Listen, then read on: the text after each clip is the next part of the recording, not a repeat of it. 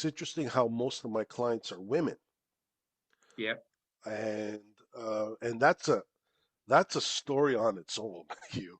Why that, how that all evolved. But it's great working with women because it's a great fit for me because it allows the um, women don't want to be treated any differently than men, but their communication style is different. They want to be part of the process. They love the education part of it. They want to be explained what is it that I'm doing, um, and they appreciate that. Yeah. So that's where your teaching comes into play. Your interest in behavioral finance to teach the clients more about that and why they've got to behave a certain way if they're going to be successful. Yes, for In terms sure. in terms of managing emotions. Yes, yes, and and it's incredible, um, especially when you have a husband and wife team.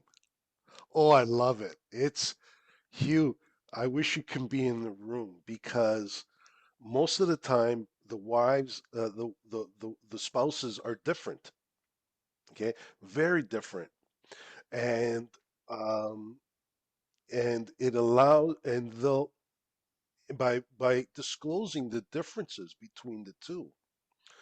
Um, you know, in our industry, in the financial service industry, we, for the most part, we've done a very poor job in trying to understand women and helping women.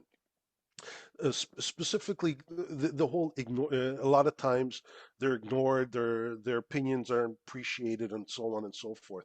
So when you have a husband and wife team there, and they're so different, um, the advisor almost has to have the flexibility to put on different hats. Yeah. Okay, so when you put it all on the table and you explain why the husband or the wife think differently, I mean they get these aha moments, and then I'll be very and then when tell the wife, listen, I'm going to talk to your husband this way, and I don't want you to feel you're ignored because I'm going to bring you back into the conversation. But he wants to be talked a certain way. She goes, yeah, I get it. No, no, I get it. I won't feel. I'm not going to. I'll be engaged. It's all right. You do what you got to do. And then I bring the wife back into the play, into the conversation, and it just and the connection is incredible because both now feel, wow, you know what? Danny really has an interest and really wants to understand how we are as individuals and as a couple. So you're doing what I have recommended to everybody is you've got to involve both in the conversation, treat them on their terms. I think you've got to, particularly with the female, if she is not the breadwinner or the creator of the wealth, you've got to make her even more involved. Um, in the conversation, but not leave the man feeling left out either. And how you have both of them engaged is And so important.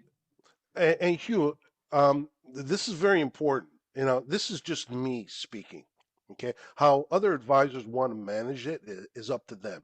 But I'm really, and this, and a lot of my how I've been brought up has comes into play here. Okay, going through this process, especially when you're dealing with new clients or potential new clients, um, and the man plays the lead role. Yeah. Okay, and and to the point where, and most couples are okay with that. That one person may take a lead role. That's and I understand that. But if it gets to the point where the wife is totally ignored and is not respected in the conversation and in the planning, Dan Dan gets a little, how can I say it, pretty blunt. I won't take him on as clients. Yeah. And the husband, and I'll be straight up with the husband. I'll say, listen, this This relationship is not going to work until you're able to appreciate what your wife is able to contribute to this to our conversation. Unless you are open to that, we're not going anywhere.